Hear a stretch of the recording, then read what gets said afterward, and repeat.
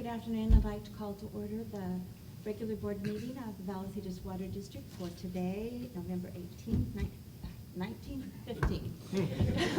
2015. And we'll start with the Pledge of Allegiance. And Director Ellenberg, would you lead us in that? My pleasure. Ready, begin. I pledge allegiance to the flag of the United States of America and to the republic for which it stands, one nation under God, indivisible, with liberty and justice for all.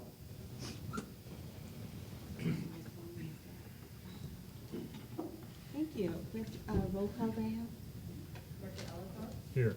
Director Hernandez? Here. Director Martin? Here. Director Pinella? Here. Director Evans? Here. Thank you. And then, if there are no changes, could we have a motion to adopt the agenda for this meeting? Move to approve. Thank you. And a second? Second. Thank you. It's been moved and seconded to adopt the agenda for today's meeting. Those in favor say aye. Aye. Those opposed? Any abstain? Passes unanimously. Okay, our first item on the agenda is oral communications. I do have a speaker. Mr. Hunsaker. Faker.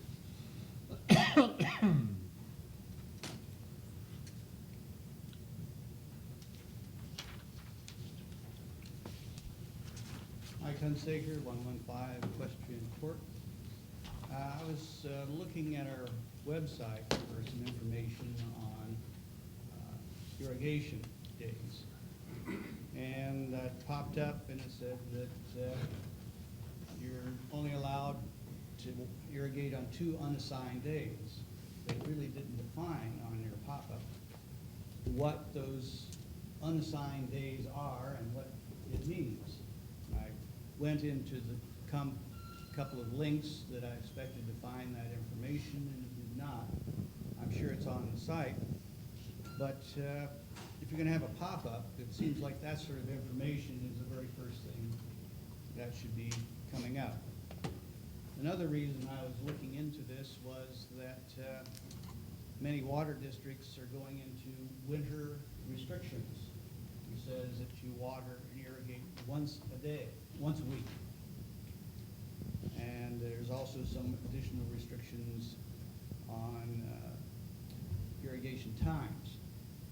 But that information isn't there because we apparently still have a 2-day irrigation allowance. The other thing that I have a question on is limitations on the possibility of using pressure washers. When you prepare to paint your house or to resurface your driveway and you have cracks, you use a pressure washer. If you don't use that, then the paint doesn't stick all that well. Now I can see where you want to take some bozos who are using a garden hose to wash off the driveway when they should be using a broom. But a pressure washer is really an industrial commercial item that you need for renovation and such. And I'd like some clarification on when and if pressure washers are appropriate uses. Thank you. Thank you. Is there a way that we can make sure those are clarified? We'll reach out to Mr. Hunsaker. Thank you so much. Okay, our next item is the consent calendar. All items usually are approved as one motion. There's no one to pull any items. Could I have a motion for that, please? So moved. Thank you. And a second? Second. Thank you. I moved in second to accept the consent calendar. Those in favor, say aye. Aye. Those opposed, say no. Those in abstention, passes unanimously. We'll move into the action item. The first one is 2.1 fiscal year 2014-15 annual audit report, and I believe that John Fesco will be starting off. Madam President, members of the board, just a moment here to get established. What you have before you in your board packet on page 31 is the staff report for the audit. The audit covers the fiscal year 2014-2015, starts on July 1, 2014, ends June 30th, 2015. This was the first year that the district had the auditors of Rogers, Anderson, Malady, and Scott.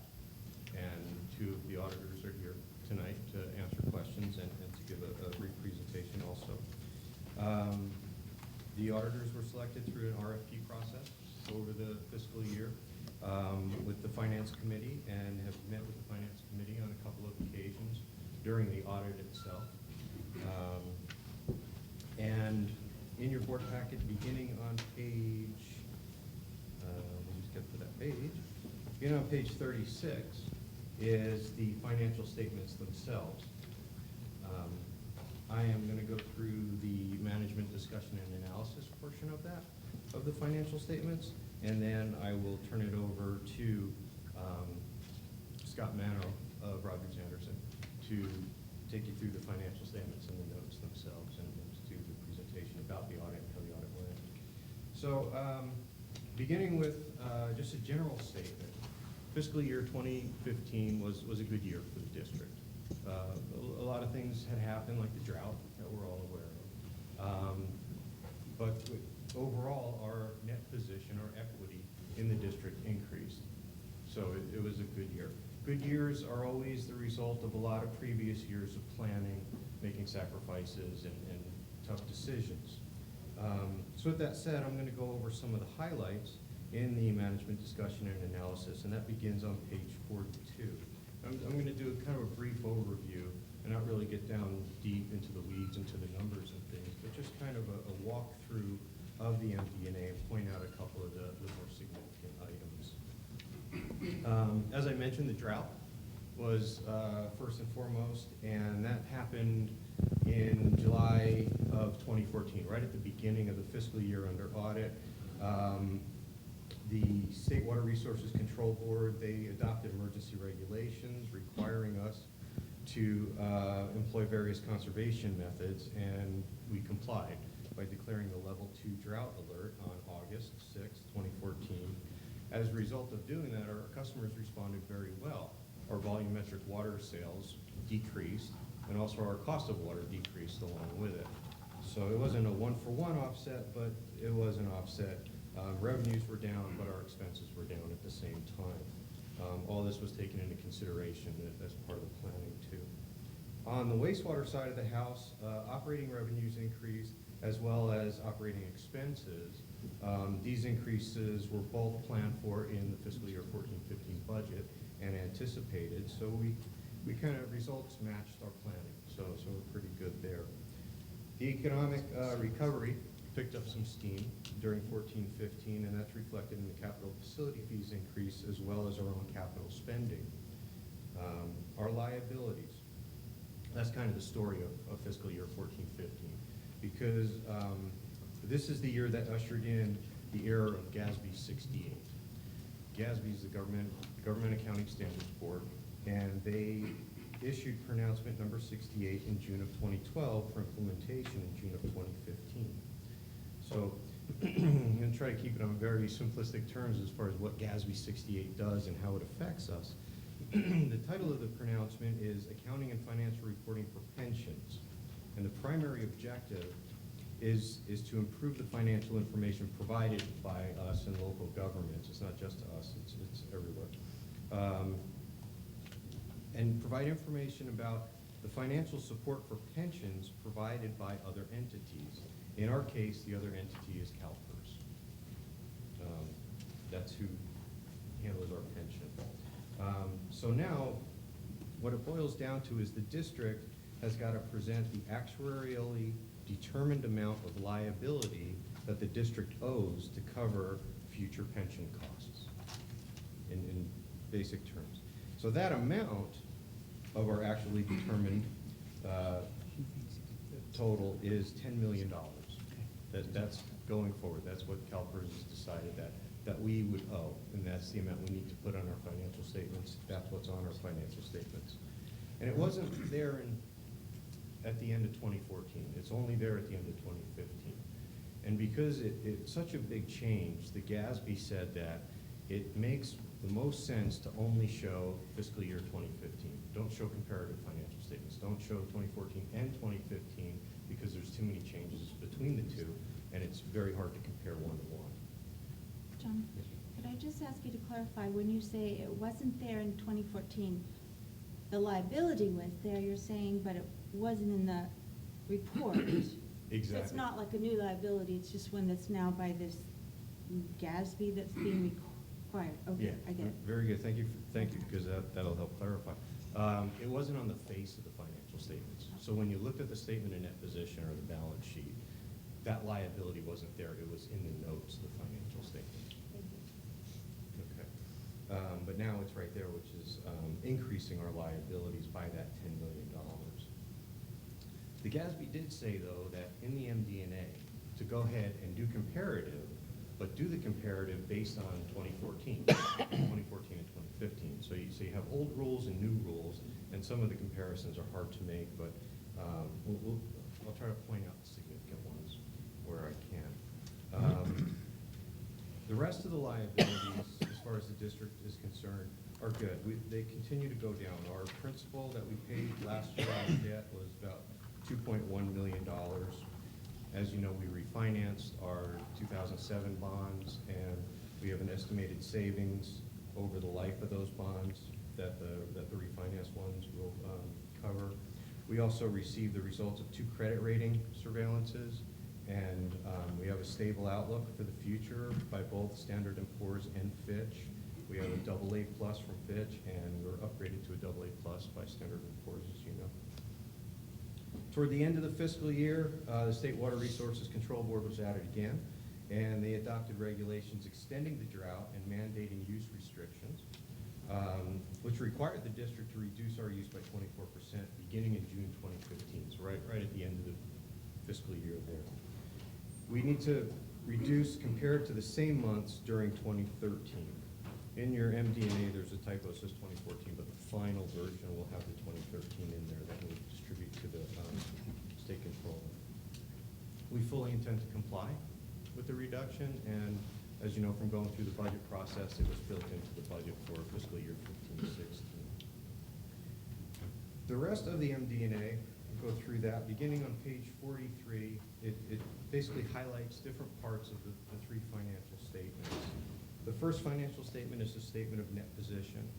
That's commonly known as the balance sheet everywhere else. It's our assets, what we own, minus our liabilities, what we owe, and the net position is the equity that's in the district. The district's equity at the end of 2015 was $251 million. The next statement is the statement of revenues, expenses, and changes in net position. And that's how we get to that $251 million. In the box in the middle of that page shows our operating income, non-operating revenues and expenses, capital contributions, and how we arrive at that $251 million. The following statement is a statement of cash flows, very important statement, because it tells us where did the money come from, where did it go? And it deals in cash. It doesn't have all the accounting adjustments. It's just strictly cash. Basically, what happened there is the district took in $20.4 million from operating activities, property tax, capital facility fees, investment earnings, and other receipts, and spent $14.7 million for capital construction and acquisition and debt service. Thus, we put $5.7 million into reserves during the fiscal year. The page 44 also shows us, it begins the analysis of the comparison between 14 and 15. As I said, it's a little bit complicated to do, but some of the major changes there is the increase in cash and investments, as I just mentioned, and we are building the reserves with that 5.7 for the future capital projects and anticipated increase in the cost of wholesale water, especially as desal is now coming online. And as conservation continues, as water sales decrease, we have that cushion, that buffer. Other changes have to do with the increase in accounts receivable, pushing the other assets higher, implementation of GASB 68 to increase the overall liabilities, We had a decrease in the unrestricted net position at the end of the year, and that's also attributable to an adjustment that we had to do in 2014 for GASB 68 to put that $10 million on the books. Page 45 has got some financial ratios in the middle. There's 5 of them there. I'm going to go to the middle one, the days of operations in cash. We calculated 395 days.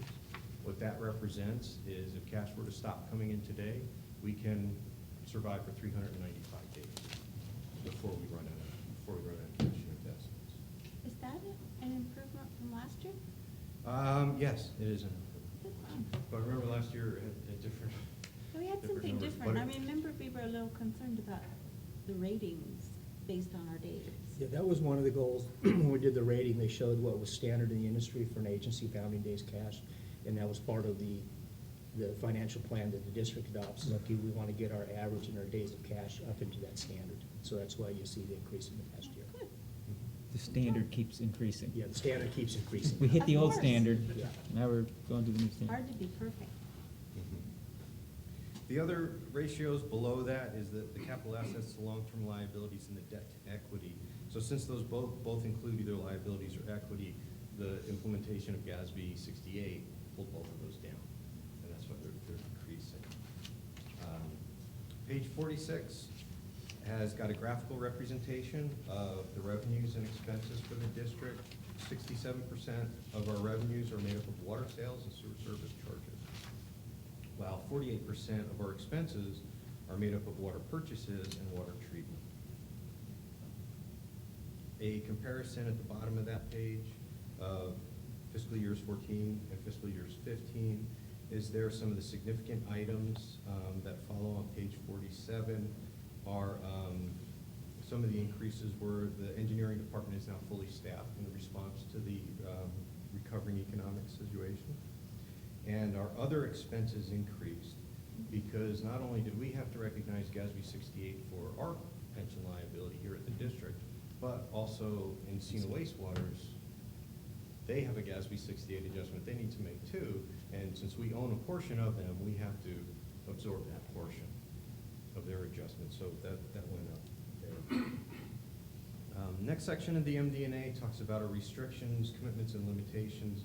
Basically breaks down.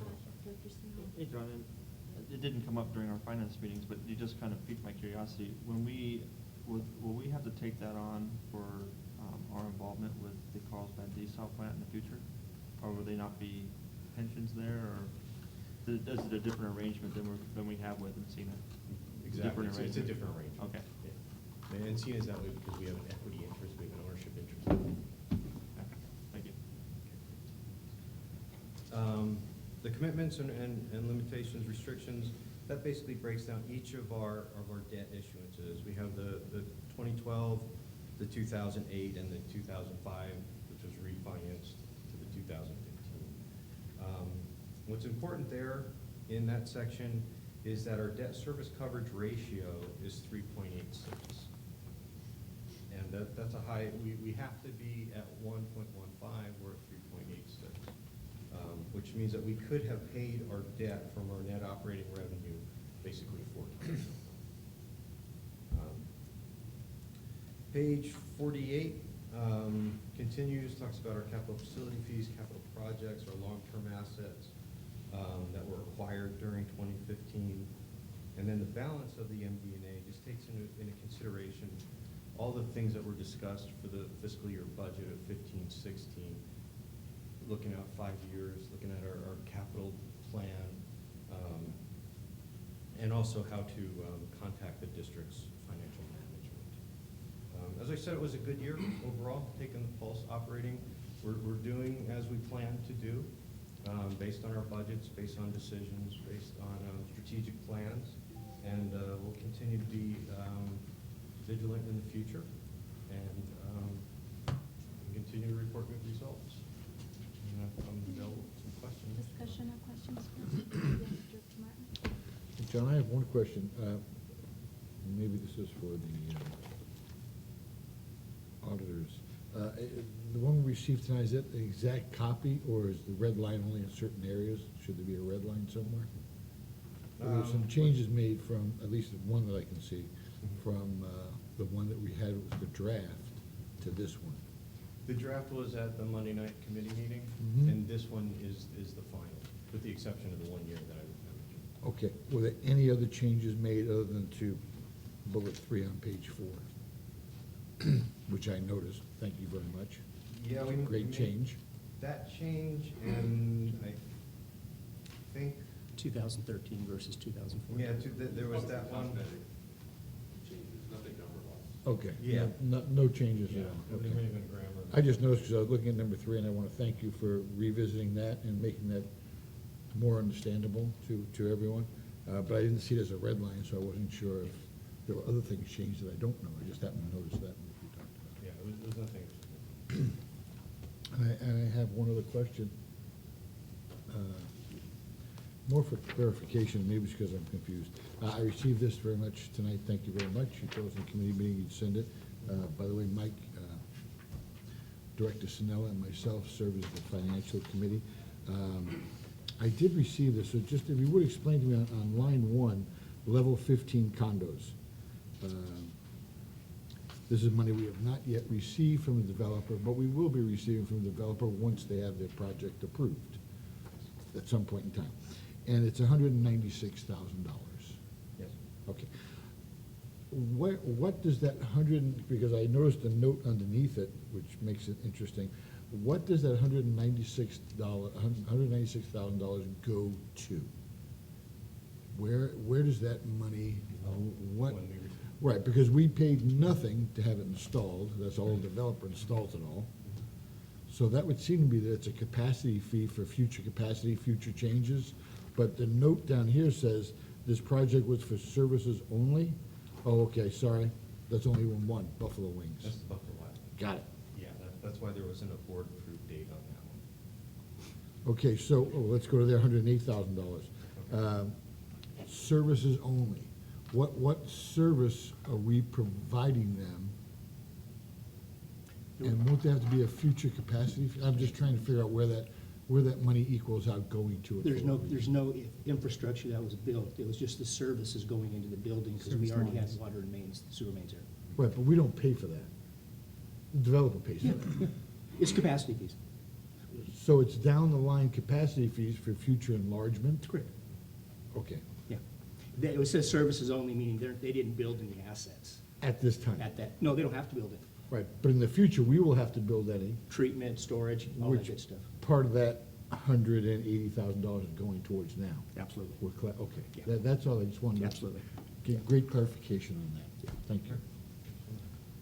Thank you. And they pay, that's the one where they pay upon utility release. Right. Or occupancy. Thank you. Right, Yeah. thank you very much. And I'll turn over to, if there's any other questions. No? I got a couple comments, but I can wait till the end. Would you like to wait till the end? All right, great. Why don't you go on with that? Thanks, John. Rogers Anderson.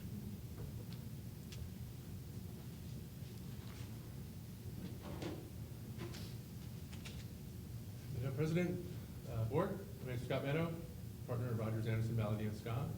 As John said, this is the first year that we've done the audit for the district. This is Brianna Pasco, the senior accountant. She was in charge of the engagement.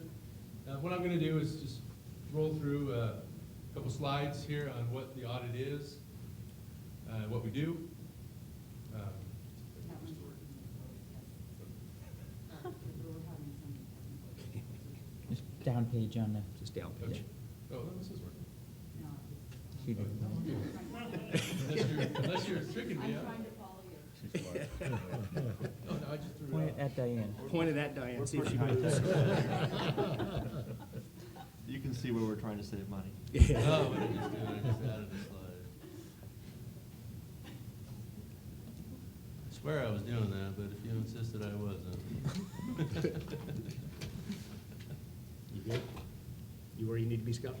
Yeah, beginning. Okay. All right. What you have in front of you is the Vallecitos financial statements. And what our job is to do is to audit the financial statements to ensure that they are presented in conformance with generally accepted accounting principles, what we call GAAP. Our job is to express an opinion on these financial statements. And in our opinion, we provide reasonable assurance, not absolute assurance. Like I told the finance committee members, I'd be more than happy to provide absolute assurance, but I'd never leave here. So what we do is we provide reasonable assurance on the financial statements. And one thing I do want to say is that these statements are management's. They're Tom's, they're John's, they're management, they're yours. I have 3 pages, I claim 3 pages in this document. I believe it's page 38, 39, and 40 in the agenda handout. That's the independent auditor's report. That's the only thing that I claim. Everything else is management's and management's representations. Okay. Typically, the audit's in 2 phases. I believe I came out and kind of explained the interim phase at a board meeting a couple months ago. So what we did at the end is what we call a year-end audit. That's where we conduct a detailed numbers audit. Hypothetically, the district says that we have $10 million. We tell the district to prove it to us, and then we perform auditing procedures to verify that the district has that $10 million. We do that by inspecting documentation, reading policies, performing analytical procedures, reading board minutes, etc. It's kind of a drawn-out process. We looked at internal controls at the interim audit. We do that. It helps us plan our audit at the end. We're not required to test controls, but typically on all of our engagements, we usually do test controls. Testing, when I say test controls, we're talking about controls over disbursements. If you have to have 2 signatures on a check, if you have to have approvals by the finance manager, the general manager, et cetera. Those are the types of things that we check. We use it to help plan the overall audit, but again, we don't have to test controls, and we don't express any sort of opinion on internal controls. The auditor, what we do is we assisted, we came out, we did the audit, we assisted management in preparation of the statements, along with the note disclosures. The GASB 68 note was a nightmare. I think it added, 5 or 6 pages probably to the financial statements.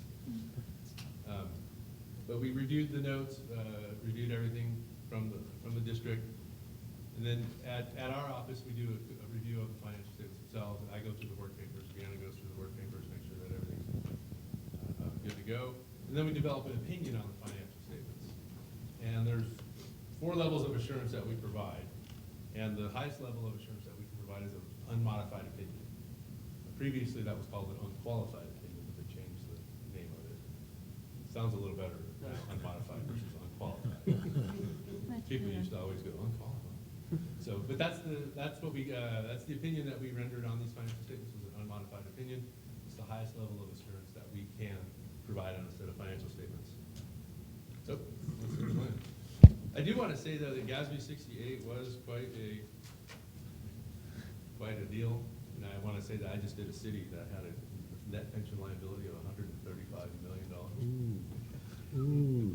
So yours isn't looking so bad. Wow. If there's any questions, I'm more than happy to answer them. Yeah, on my corner, gentlemen. Oh, Dr. Sinella. Not really a question, I just wanted to thank, and I'll abbreviate this, RAMS, is that okay? Yeah, well, It was a pleasure. Rams.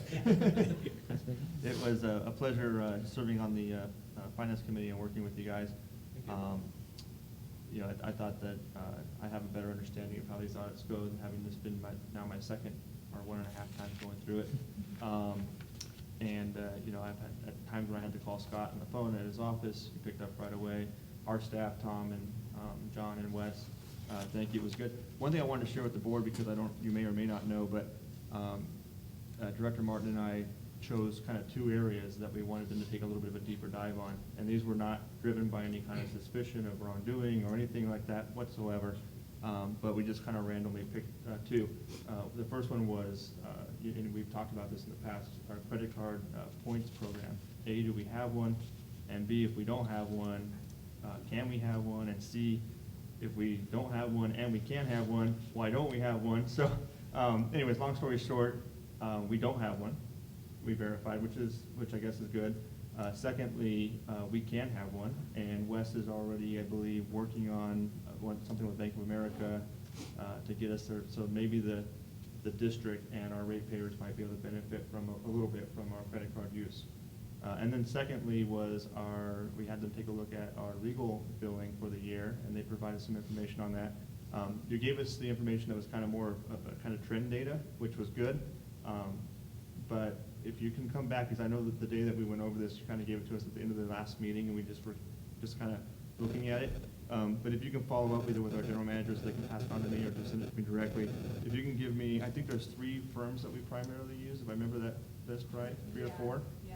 So not any one in particular, but if you can give me kind of an hourly average rate that we spend on legal services, and a total number of hours that we were billed in 2014.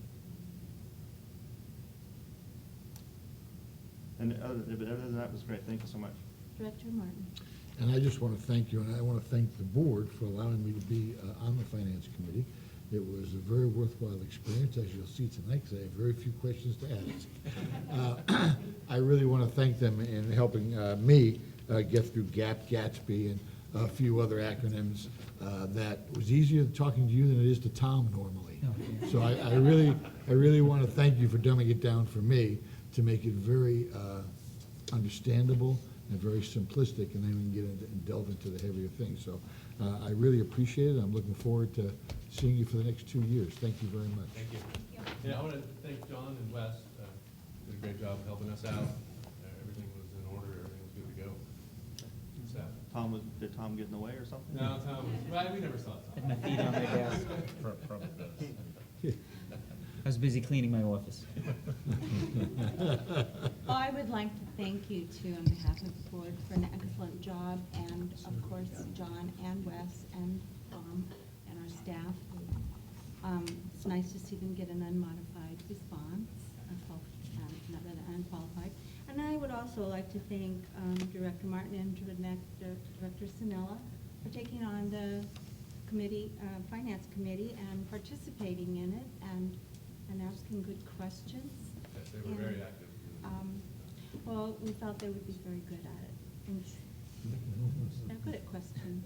And I also would like to ask if you do put together the information that Director Sinella asked for on the billing hours, would it be possible to just send it to the whole board? You bet. I don't know who all is really curious, but that would be nice. So thank you, gentlemen. Good job, and thank you. Thank you. The action is just note and file and accept.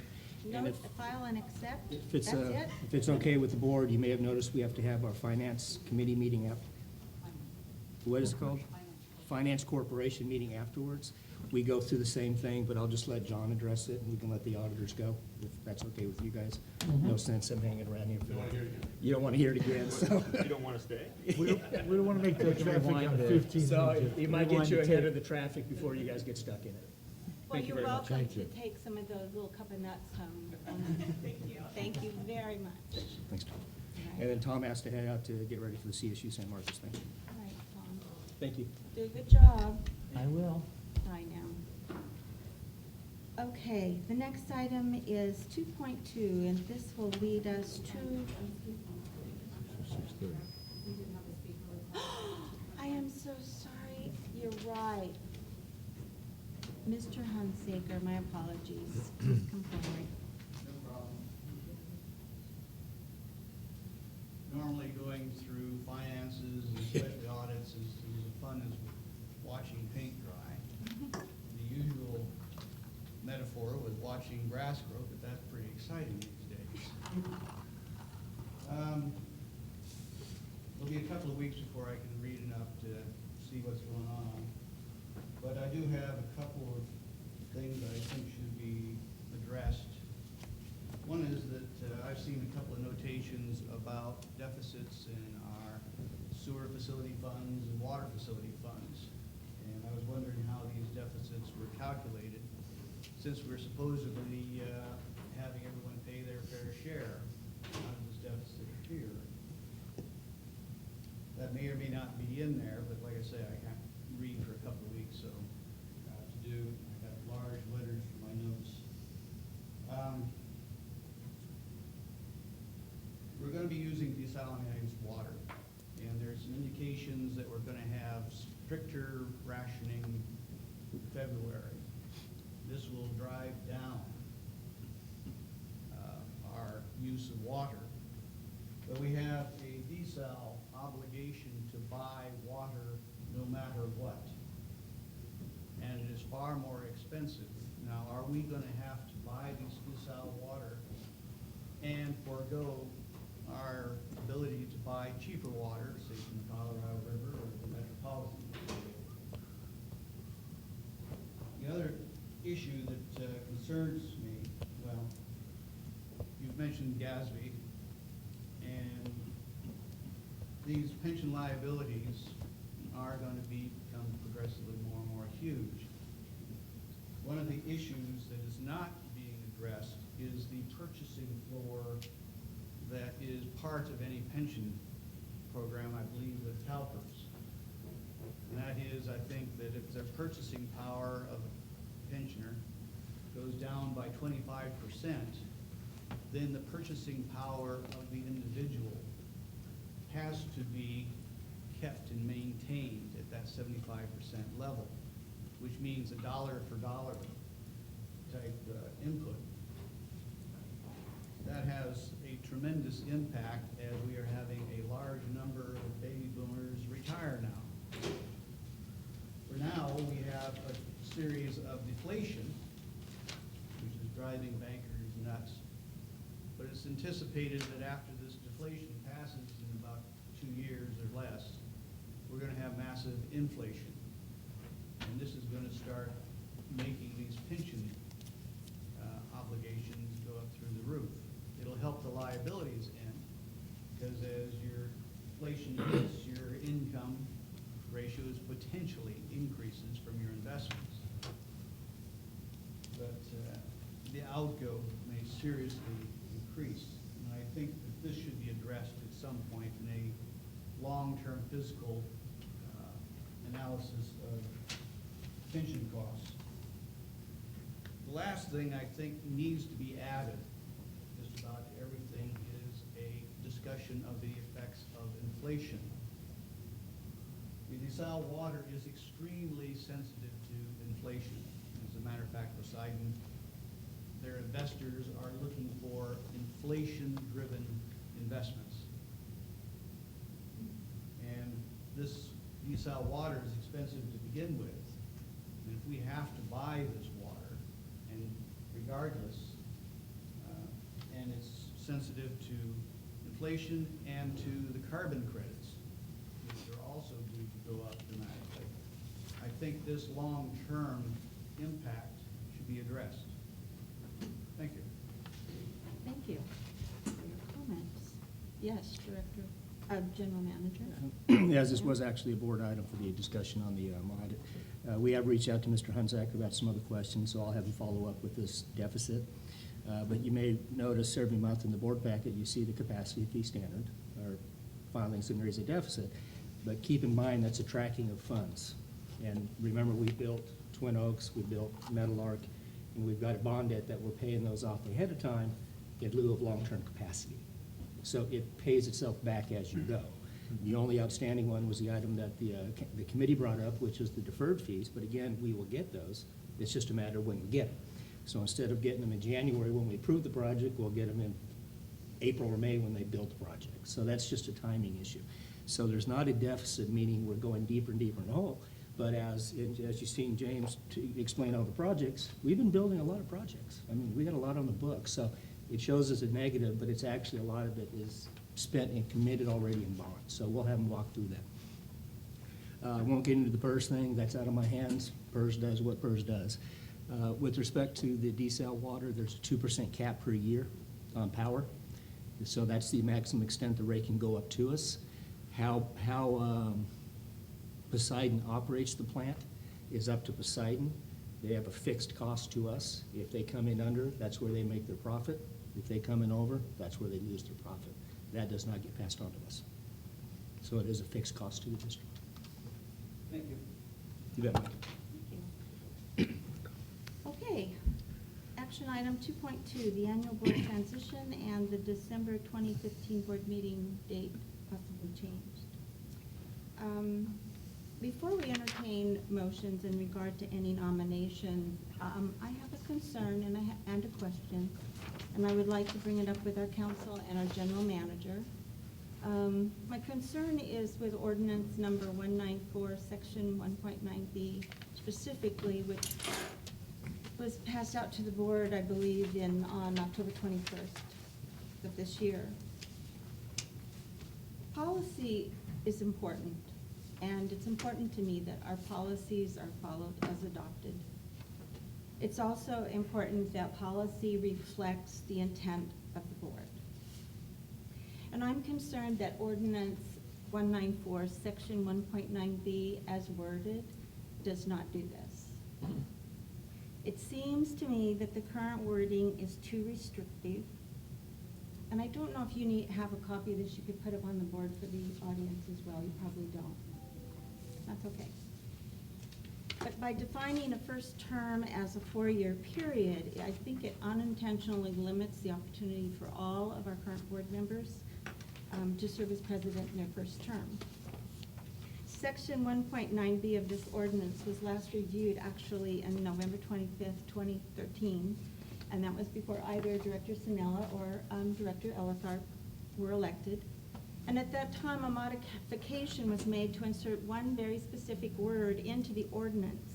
That word was first, which was to be inserted between the word their and 4-year term. So rather than reading their 4-year term, it would read their first 4-year term. I believe the intent in specifically adding that word was to assure that elected board members would have the opportunity to be president in their first term. And it didn't occur to any of the board members at that time there was anything but a 4-year term. Therefore, because I think that's an important word, I want to know, would it be possible today to modify the ordinance and simply remove the words 4-year from between the words first and term? And if that is possible, it would preserve my concerns and dilemma with this issue. If you can hang on just a moment, I'll pass out a copy of that. I don't think everybody had it. I wasn't planning on doing that. If you could hang on. I'm so sorry, I just assumed we've had it several times.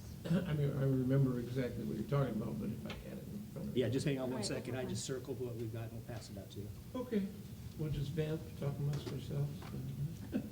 Another set of us and nuts. Good joke. Tell a joke. Do we have some wedding pictures? Not yet. For those of you who don't know, great. I have a few.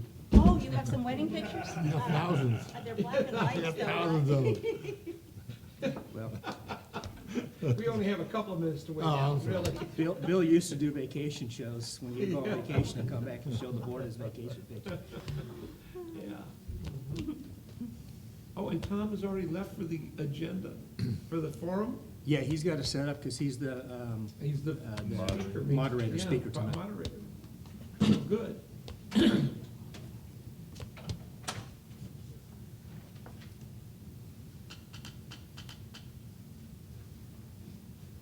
Thank you, sir. circled the issue just spoke about.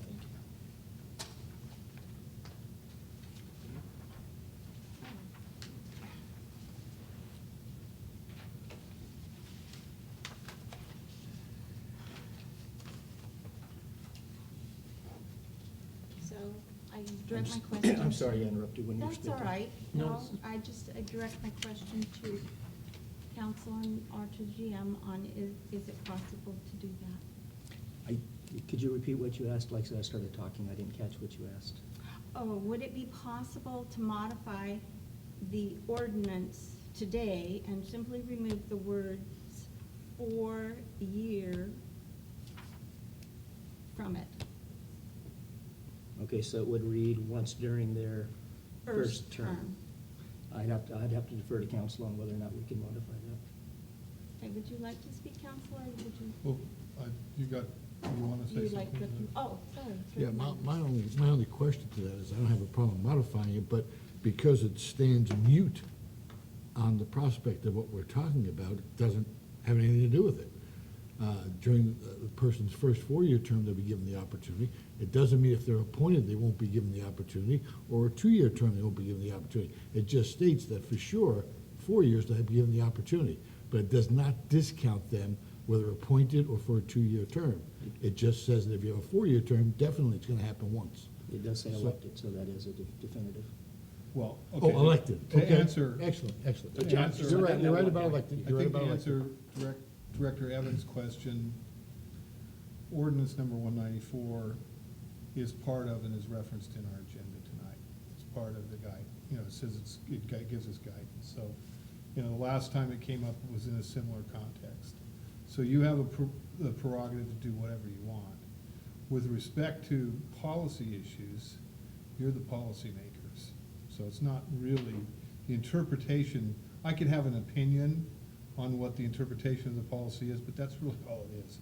You guys are the policymakers, so you can do what you want with respect to policies. And I do think you could change that this evening if you wanted to, but it's up to you. So it is possible? In that case, I would like to make a motion to modify section 1.9 of ordinance 194 to remove 4 years from the ordinance. Second. Discussion? Yes, discussion. I do like the intent, and I'm a little slow on the uptake, so can we talk about what the potential ramifications? Because this is now the 3rd time we've done this, and I'm tired of going under the bus. So what I'd like to, because now we're talking about their first term. Is there a scenario that anyone can see that is gonna cause us grief down the road where, as a matter of fact, if, much like the first time this happened, when 2 of the directors were elected for 4-year terms, however, based on the rotation, if you will, then one of them was not going to be a president in the 4-year term. So help me here. Okay, if I might, going back to when we went through this conversation again, because a couple of the board members weren't here, I actually sat down and did the math. Oh, good. You would have to have all 5 board members stay over, I think it was 3 terms rotating through before the circumstance would hit, that technically one of them wouldn't get to serve within that 4-year period. So mathematically, it is possible. Probability is pretty slim. And If that answers your well, okay, question. and if that probability comes up, then, It did come up one time when Director Shell came onto the board, and that's when the policy got, were you on there before, Tim? I can't remember. I don't think you were. No, you weren't. I'm sorry, you're right. So what happened was, as the rotation went through, Director Shell came up. That's when this policy got modified the first time, which had been 8 years ago. And I don't have that version in front of me, but like I said, it was many back. But what it's, if you go under paragraph 1.9b, look under the 3rd sentence, and begins with have, they added have the opportunity was put in back then. And that was the theory of that, okay, they will have the opportunity to serve. Well, the rotation came through, and when it was Director Shell's opportunity to serve, because I think it would have been his 4th year, Director Ferguson stepped aside and let Director Shell take the position. That's how it was handled. okay. So then that would have to be the gracious move in a 12-year cycle.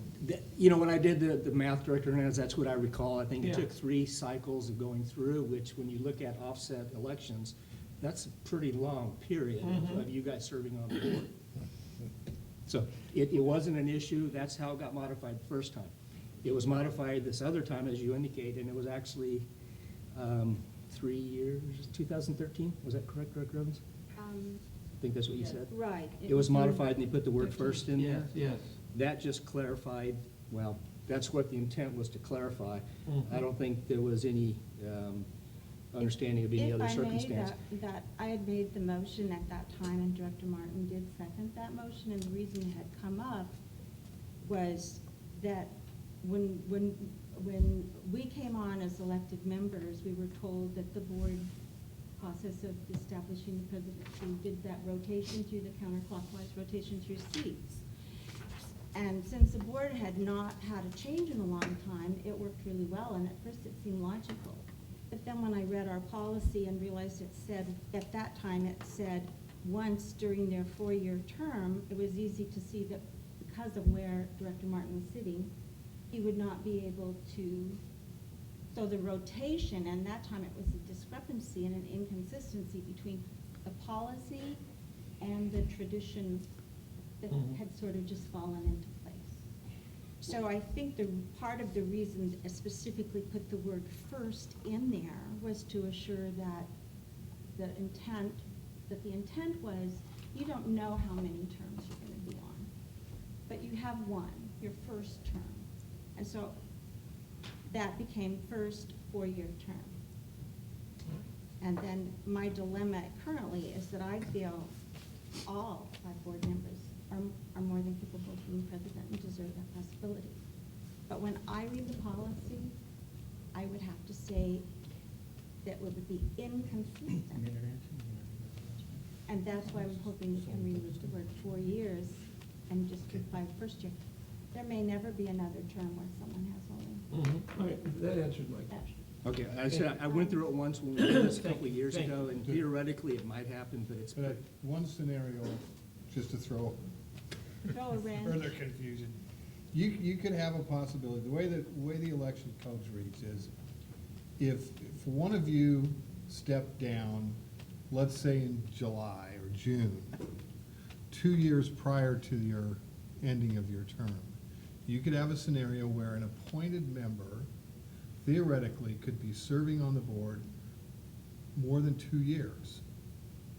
And the way this thing is written right now, it says elected member. So if you want to do a limit, because you asked, are there scenarios that somebody might not have an opportunity to sit? Theoretically, if you wanted to eliminate the word elected, that takes care of any scenario I can think of, okay?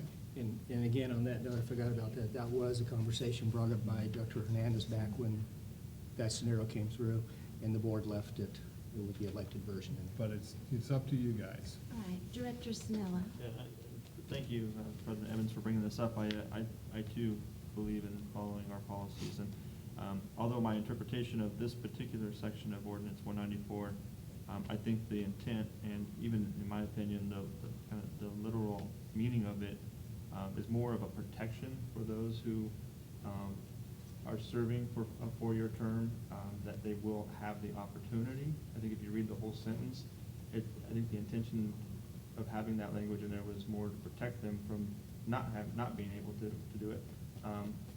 I do support your motion as it is, so thank you for that. But to the last point, I do have some concerns because you kind of, as you unravel one piece to Director Hernandez's point, if we do get rid of the word elected, and you take my example of me, when I originally came on the board back in 2014, I was only appointed to fulfill the remainder of that term.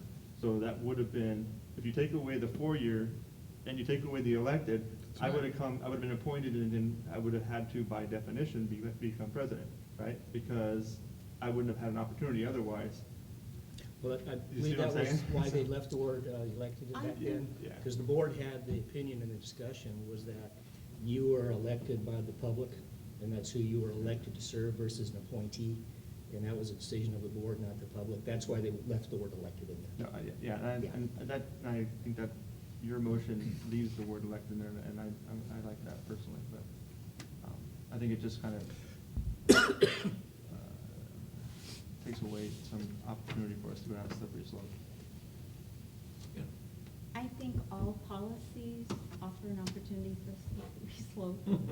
Because the point of a policy is really to sort of simplify and set parameters and try to be precise so that you can use it in every situation. And goodness knows, we don't know what the next situation would be. I don't know what would happen if all 5 of us were in a plane that gets bombed, and then everybody here would be arguing about who's first and what, because it's everybody's first term, and that's that.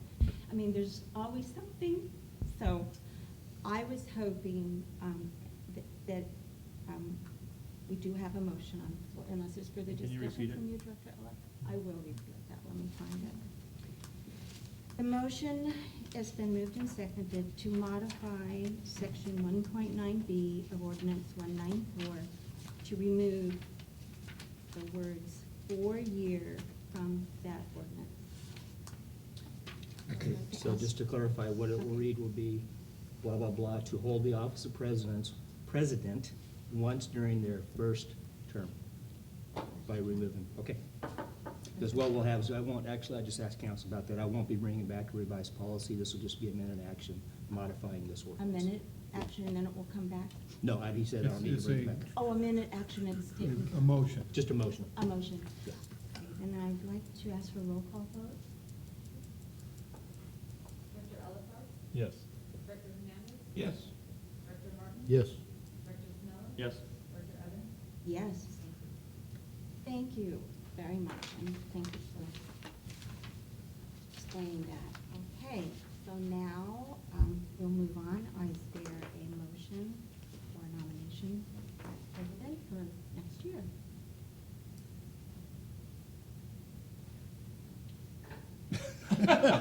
Okay, guys. I thought the president does that.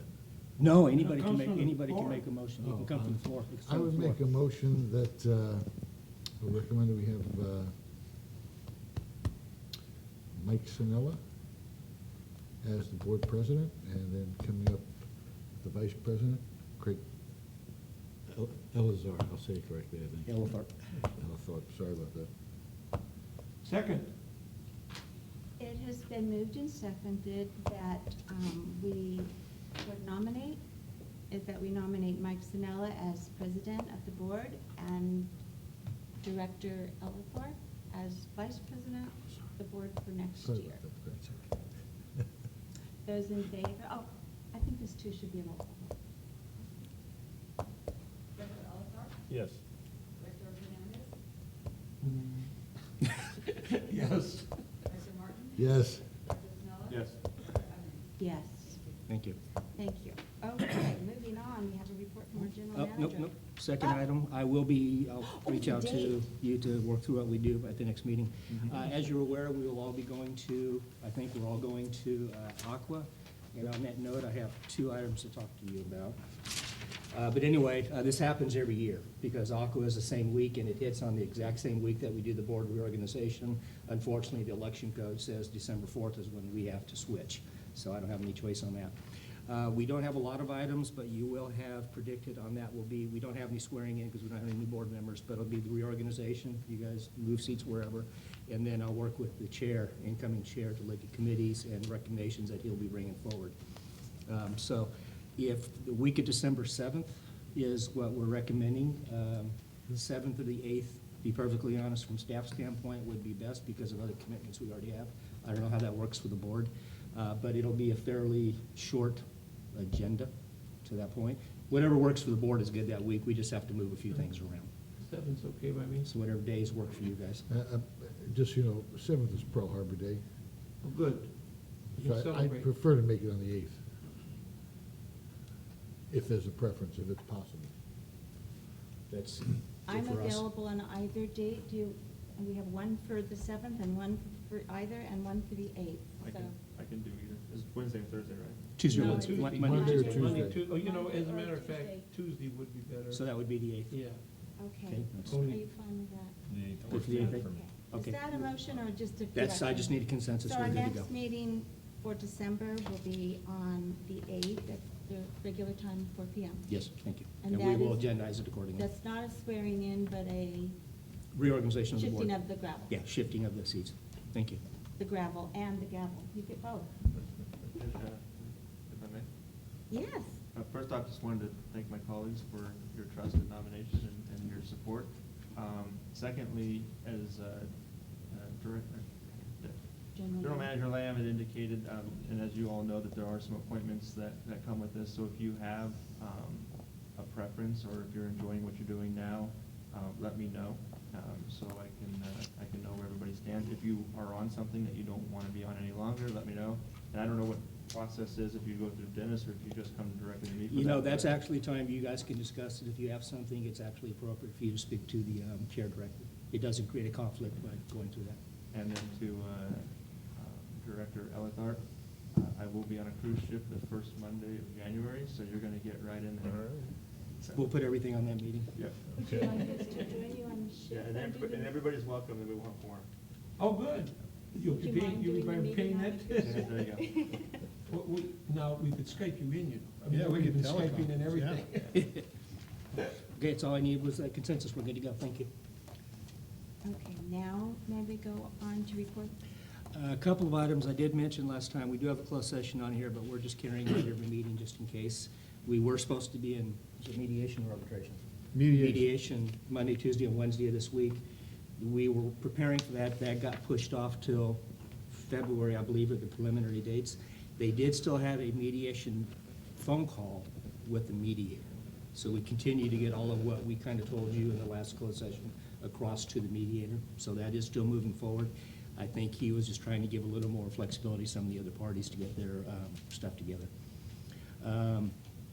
You guys have in front of you, we gave you your new jackets. Yes. Hopefully that Very fits. nice. Thank you. They're very nice. You guys get them first. Oh, They're- good. They'll go to the Ooh. employees as well. But the reason I gave them to you is if you look in the front right pocket, you'll find a zip Money. drive. No, I can't do that. Oh. But you will find all of the CATS documents for the outreach and the PR and the video and all that good stuff. So that's why I gave you the jacket, was to put it in the pocket. So take a look at everything that's in there. There's the hand puppet video, there's some of the other PowerPoints, there's examples of handouts. There's about 10 documents on there. So you guys look at them at your leisure. I'll be polling you guys when you want to do workshop, because I remember the direction from the board was workshop, not board meeting. So you've got everything in there, so pull it out of the right pocket. And the jackets, if the jacket's the wrong size, let, Ronnie's Somebody shaking her know. head. Let Diane know, she'll work with Bridget to get a different size. It's pretty hard to always buy these things, because we're trying to buy them for women, men, and you've seen some of the guys from O&M. They're bigger than most houses. Us. I meant that in a complimentary way. The other thing is, we've pulled together all of the stuff required for this, the leader, CSDA District of Distinction.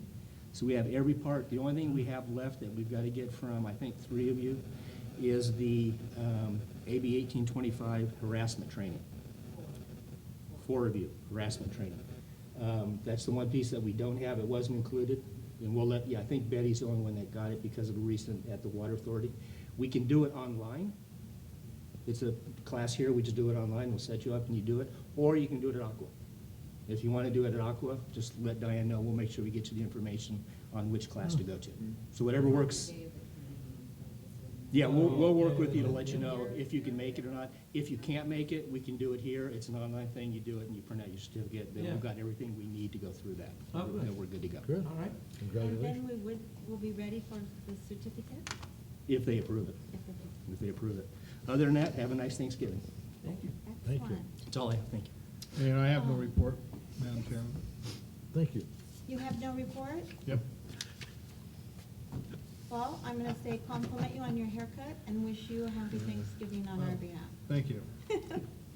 San Diego County Water Authority actually just had one special committee meeting last week, but and you probably are already aware of this, and Dennis may have already sent it out, and I've missed it in my emails, but the governor just issued a new executive order regarding the drought, and he did proclamation, and the subsequent orders are full force and effect, and it calls for the State Water Resource Control Board to extend restrictions until October 31, 2016, should the drought persist to January 2016. However, the Water Authority has sent an email out saying they were very encouraged to see that the order recognizes the need for the potential modifications to the State Water Resource Control Board's existing restrictions due to hydrology and lessons learned from the current restrictions, and they're hoping that that is an acknowledgement of the current State Board Select Technical Working Group, and hoping that they'll accept our potential use of the water we work so hard to get. Yes? And will we get a feedback on that? Or are they just gonna note and file and say, thank you very much? Or who? What the Water Authority has said? No, the Water Authority actually just had people working up there on the state board. This has just come back, and I have a copy that came through, if you would like, of the executive order. Well- And yes, we'll follow through entirely. In fact, that's the main goal of the water authority, so the agencies hang tight and pursue getting credit. And then secondly, we get through Miracle March and the drought is over by proclamation of the governor? Is that how it works? That's our fear. As we met yesterday, the ma'am down there after we left Cala, and we went through that. And we're all formulating a response to getting to the governor, because there's a hearing of this closed group on December 7th, up at Sacramento. So we'll get a letter together. The problem is, as Director Evans said, the proclamation says if the drought continues through February, well, the problem is we don't normally get the bulk of our rain until February, March, April. Yeah. So our fear is that if there's a proclamation that says if the drought continues through February, it's automatically extended through October. October. And then the next question was, well, who makes a determination that the drought's over? Does that mean we're back to 50% of normal levels? What does it mean? Because again, if the rain falls all in the Central Valley of Southern California, it doesn't mean anything. Yeah. We just don't irrigate. So there's a lot of concerns left. The only good thing they also did acknowledge is that they're looking, and they seem to understand that we spent $1 million, $3 billion. $1 billion just on the desal, and we got zero credit for it. Yeah. So we're working through that. The fear is that there's kind of some people saying, well, yeah, you guys made it okay, and you conserved, it wasn't a big deal. You talk to the people that Well, you cut talk to the trees people down, who have but- cut their groves down and everything else, it's been a big deal. So we're Yeah. working through it, we just don't know where it's going. Thank you. Thank you. And if you would you like a copy of the executive order? If you have Diana? I thought Chris sent that out in an email. If You know, he didn't- might have. If he didn't, we'll make sure it I does. am not getting emails. We have so much trouble going on at home. I'll verify with Chris and get it computer-wise. out to you. Okay, if you would do that, I appreciate it. And otherwise, we have one meeting coming up in December, and that's it for them. So we'll move on now to the Encino Wastewater Authority. Interesting meeting this morning, we had the same information at the Cabo Camp meeting. But the inspection of the pipe, this pipe is really incredible. I mean, 5,500 feet of 48-inch pipe. Another 2,300 feet of 72-inch pipe. You can walk through that. And we inspect it now with this new lease every 6 years. And then the bathymatic, which is the coverage and the ballast on both sides to keep it in place. And they actually send a guy, they dive out there using robotics, and we saw a nice video today, this big 200-pound sea bass just whopping through the video, and then they do the internal with a robotics camera, and they also send a guy down there. He must get Not me. compact pay or something, but that was a pretty incredible adventure, and the pipe passed nicely. There's some things that they did find, I mentioned that to Dennis just this afternoon. They did find some areas that need potential repair in 5 to 7 and 10 years. So we have between 5 and 10 years to get that reclaimed water thing going, so we can let the pipe go complete. Because that's gonna be one hellacious repair. I mean, 170 feet down is where we're talking, so we don't wanna be doing that. How long was the video? The 3 minutes. was You guys the- wanna- that you guys wanna see They it? showed it. That's interesting. Sure. Sure. Oh, Okay, yeah, I'll get Kevin to bring it on. Oh, yeah, bring it, yeah. Are you gonna? Popcorn? Sure. Okay. You can do sound effects? Yeah, there you go. Yeah, that was a nice bass. That was a nice, panini, that would have been a nail. You guys know Mike, the GM over at Santa Fe Yeah. Irrigation District? You've been to the aquarium, Monterey Aquarium? Yeah. You've seen all the big fish? When Mike gets around big fish like that, he's an avid fisher. We actually have to make sure he doesn't climb up top and go in. Go over. He just stands there, stares and drools. And how about you, Director Elizabeth? Nothing else to report. We had the board meeting this morning, and there hasn't been a committee meeting since I last reported at our last board meeting. Excellent. So, director's reports on travel, conferences, and seminars. Director Martin? couple of things have been involved in, on the 12th of this month, we had the San Diego North Economic meeting, which was over, and we actually were a sponsor. And I got quite a few good comments. I invited a couple of folks from my district who went, the Philbricks, and they really enjoyed it. They sent me an email saying, robotics, Common Core, critical thinking, et cetera. One thing that I thought was very exciting to me was the cyber side of it. And I already spoke with Ed today. I said, so, power goes out, everything's down, you've been hacked, you've been beaten up. Can you do it all manually? And he assured me, yes, he can. This generation can. I don't have to worry about next generation, but this generation can. So I thought it was very, very lively topics, very interesting topics, and good hearing from the business leaders into what they think. Water was not a subject this time, which it normally is, but no one brought water up, so that was a good thing, I guess.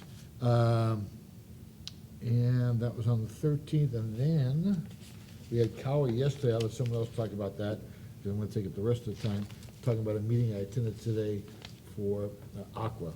And I'm sure it was just an error of some type, but I didn't get the email that we were having a meeting today for Aqua Region 10. However, I did yesterday at Kawa see Kathleen and who? Deanna, thank you, who reminded me of it, so I went down there.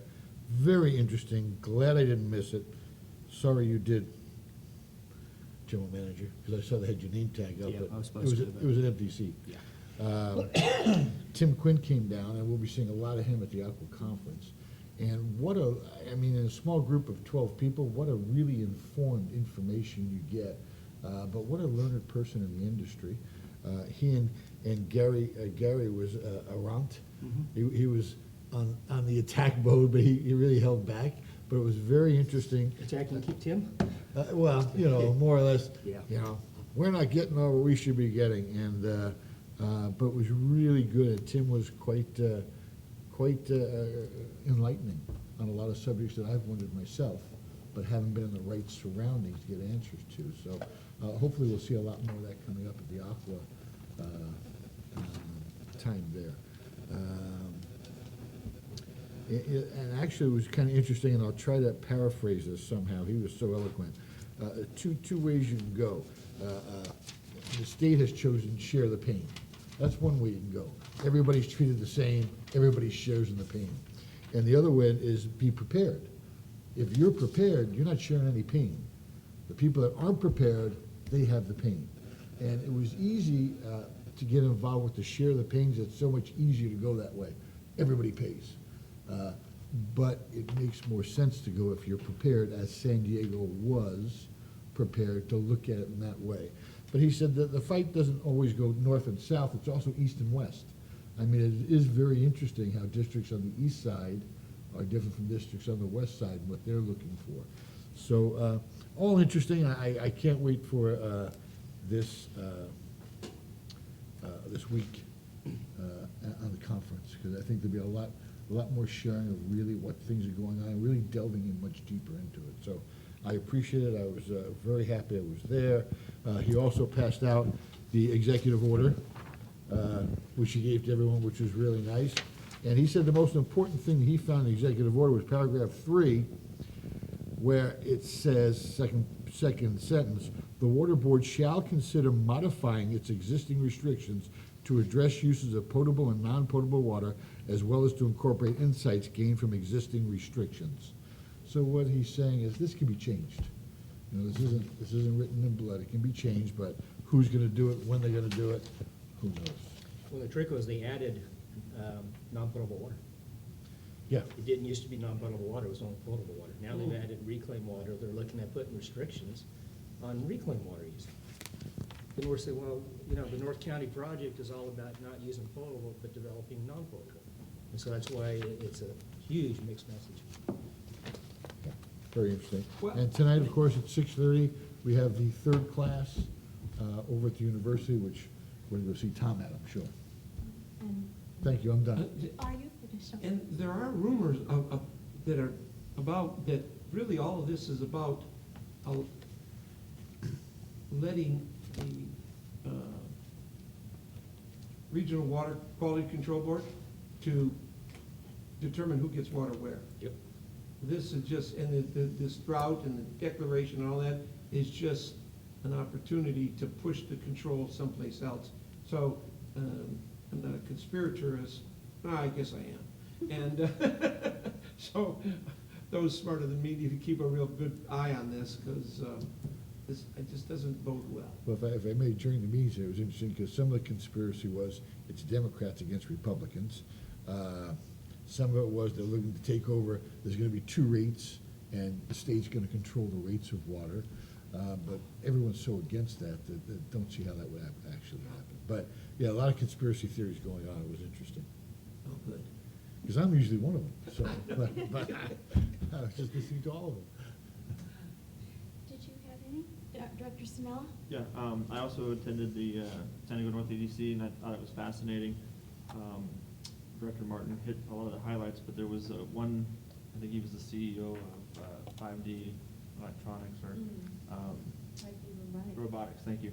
And I wrote down my notes exactly the numbers that he had given, but they were a little frightening, and I didn't bring my notes with me, but there's a significant amount of jobs that have already been lost to automation and robotics, but I think I want to say he said over the next 30 years, like 50% of the jobs, like in manufacturing and manufacturing-like jobs, are going to be replaced by automation and technology. So it was, so you really got to figure out, well, where's the future workforce? What are they going to do?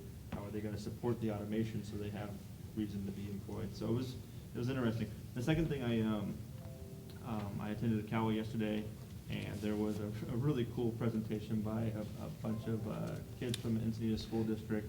They were working on a stormwater program there in Encinitas that seems like it's hugely successful. But I was just blown away with how articulate and how smart those kids were, and how funny they were, and their presentation skills, and they're doing some tremendous work as well. So that was cool. I know that I think at least four, if not all of us, were there. So. If I could tag on that, I would think that's something if San Marcos Unified could put together a program like that, I think it's something that we could look at as helping out with and possibly sponsoring. Because they have 150 kids now. It started in 2013, 2 years ago. And they were very adept at what they're doing. And they're also doing a video contest, which I thought was interesting for. Yeah, that's the CASA group. Yeah. Yeah. Yeah, that was very good. Yes, Director. And the thing that caught my ear is they applied for and received a $750,000 grant. No, the city did. They didn't. They helped the city work with the grant. They didn't get the grant. Oh, the city got the Yeah. grant. Oh. I think everybody was like, whoa, you're gonna give kids $750,000? Well, no, I thought it was the group. They worked with the city in making the application. Oh, I through see. them. Well, Yeah. that's still pretty darn good. Yeah. I'd be one of their best friends because they said they didn't get paid. Yeah, I was gonna say that. I was gonna say, take an Numerous administrative times. fee if nothing else. Well, just to say, my guess, I'm sorry, but my guess is that went to numerous different. They went to build the facilities. It went to a lot of other facilities as Yeah. well. It wasn't just Not the just theirs, program. yeah. You know, Oh, the city yeah, does. no, I missed totally interpreted because I thought it was the items that they were referring to. No, it was the whole, five different it was for schools. Encinitas, the whole city. Oh. Those are just the school things they worked on. Okay, thank you. Okay, did you have any to report on, Director Oliver? No, I had a meeting of my own. Good for you. Well, I would simply like to add, and it was, I thought the CDEC thing was very interesting, and the thing about the robotics, and you're right, I think your percentages were pretty close to what he had said, was it made me curious as to how many jobs within the water industry and ourselves it would be plausible to be turned over to robotics. And the second thing, because that did go through my mind, and I'm imagining it wouldn't be too many of them, but I don't know. And the other thing I found really interesting was that we did have an education speaker from Cal State San Marcos, and how they're trying to prepare what we need for the employment field, and mentioning, and he also, the gentleman, was it Brian, at 5D Robotics, mentioned that even though there's all this jobs that could go to robotics, it's the critical thinking that we need to impress and develop in our upcoming students in order to be able to do the needs that are different than the manual labor that's been such a part of the world's economy. So that was a very fascinating discussion. I was also at Kawu, and I was going to say what I found was interesting. You're right, the students were really amazing. It's hard to believe they were 5th and 6th graders. But what I really appreciated about it was that they, once again, it just points out what a difference and an opportunity we have in education to promote conservation and water usage and all of those things that are so important to this element of our own special district. And they, this video that they're doing that Director Martin mentioned is actually a video on what's so special about a special district. And I find that quite an interesting request because I didn't know what was special about a special district until after I was actually on the board and met Diane. And I was so impressed. So I just thought that was, what an interesting question to ask it. It wasn't, you know, and I'm hoping to get a real enthusiastic response to that. But this was called, was it SWIP? SWIP, Stormwater SWIP. Pollution Prevention Plan. Yeah. Just amazing. I mean, these kids got into the whole schematics and Yeah. the DMP. political. Very well done. It was just fascinating, wonderful program, and I do hope we look into it. I think that's a great idea. I hope that San Marcos can. And I think that was all I have to report on. So you all know we have the CASA Winter Conference coming up in January 2021. Is it that time again? Did I forget something? No, I just want to go back to the robotics and the training, Oh, how we're yes. doing with employees. You're gonna be a robot? No, years and years ago, before I learned how to, control my emotions and speak a little more politely, I was having a conversation with one of our operators about how the system is becoming automated, because we went from all manual to SCADA, blah, blah, blah, blah, blah, and we were having a debate. He's starting to smile already Uh-huh. about Wonder what it operators, and I was. said, but it's like hiring a bunch of trained monkeys. Oh, jeez. Good thing there wasn't a wrench. And And then he said, And "You his know response what?" was, yes, but are they certified trained monkeys? That's right. So just to go back in time, we've had these conversations over the years. Well, That's sometimes it. there's certainly there's a lot of changes. It's fun. So please let Diane know if you're gonna go to the CASA, and then any more, now we're moving to director's comments and future agenda items. Hi, Mark. Mr. Noah. I don't know if it's future agenda items or comments or a little bit of both, but this master plan process that we've been going through, and I think there was a speaker 2 or 3 meetings ago from the BIA. It's, when I left that meeting, I kind of was driving home, and I usually think about, kind of digress in our meetings. I'm like thinking that didn't really end the way I wanted it to end, and I'm starting to recognize that there's a tremendous amount of confusion with this process. And I also know that there's, and Director Hernandez, correct me if I'm wrong, but have any of us been through this master plan process since I know we're relatively new. Were you here when we did a back plan? Yeah. Yeah. Okay, so 1/5 of us. So there's, it's a brand new process for 4 of us. And I keep coming to the conclusion that the most transparent, probably best way to do this is to have a workshop. And we don't have to have it right away, but if we can maybe schedule something for mid to late January, I think that would be helpful. And what I would like to get out of that workshop is not just kind of education for the board of where we are with the process, how it works, what we can expect. But I'd like a progress report from the consultants who apparently are already working on it. And if we can get that information beforehand, so we're not getting there and reading a packet and everything. And furthermore, to the earlier speaker's point, if we could even, in the name of transparency, put it on the website, somewhat of a progress report, some sort of summary. And what I'm looking for too is, the methodologies, how are they coming up with their calculations and determinations? Because these are all questions we're gonna ask as we go through this, and I don't have the slightest idea right now how they come up with that information. So I think a progress report and a workshop would be very beneficial for both those who are confused in the community, but also to a relatively young board And I just wanted to, and I know I'm just one person, but I wanted to get a consensus from the board if there's anybody else out there that agrees with me or disagrees with me. If I'm the only one that feels this way, I'll go on through the process, but, Yeah, we can bring it back. Any board member can request it. Right, it says. but I'm talking about a workshop. Yeah, that's fine. Information is always good, Director Martin. I would agree with you. I know we're gonna have a really busy January, because a lot of things that staff has to come up with. And this is on any item right now, right? We're up to, two things. Can we fill these tanks with fish? We have two of these that are up here for apparently no reason, at this point.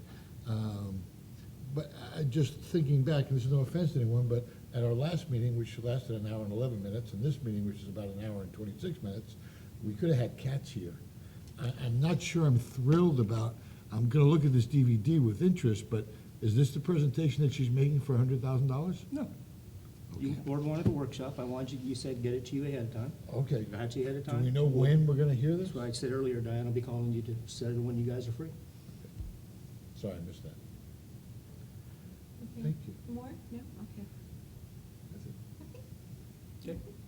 And we have no closed session, is that correct? No. Then this meeting is adjourned. Okay, now we need to go into the next one. Finance. Okay, Finance. Finance. So now we'll be opening the agenda for the Do I need to Finance bang the hammer Incorporation. again? Yeah, you need to call it to order, we just don't do it. Michael, we need to. I'd like to call to order the Financing Corporation meeting of Vallecitos Water District for Wednesday, November 18th, No, it was on. we had that. 2015, and we'll start with roll That's why I said call. it was referenced on the Director agenda. Alatar? Okay, Here. Absolutely. Director Hernandez? Here. Director Martin? Here. Director Pinello? Here. Director Evans? Here. Thank you. Just need to adopt the agenda for the regular meeting. Okay, Move to approve. Second? great. It's been moved and seconded to adopt the agenda. Those in favor say aye. Aye. Those opposed, say no. Aye. Any abstentions? Passes unanimously. Consent Okay, we calendar. have a consent calendar, which is approval of the minutes. Move to approve. Second. It's been moved and seconded to accept the consent calendar. Those in favor say aye. Aye. Those opposed say no. Any abstentions? Passes unanimously. There are no action items, so we will move to reports. To be 2.1 fiscal year 2014-15 annual audit report. This will be, Either John can say it or I can say it. Why don't whoever you go would ahead like and to give them the real speak is quick fine with me. 3-word version. We had an audit. We had an audit, as was presented to you during the regular board meeting, the Board of Directors of Vallecitos Water District. Staff recommends that the Board of Directors of the Finance Corporation review and note to file the audit report as Move. previously presented. So moved. Thank Second. you. Okay. Well, moved and approved for Move what? move in the second to, oh, we don't need it, it's just move and approve to adopt and Notify. notify. Note and file. Nope, Yeah. fine. Well, I still second. Huh? Okay. So, it can be adjourned? Then we adjourn. Meeting is adjourned. Thank you.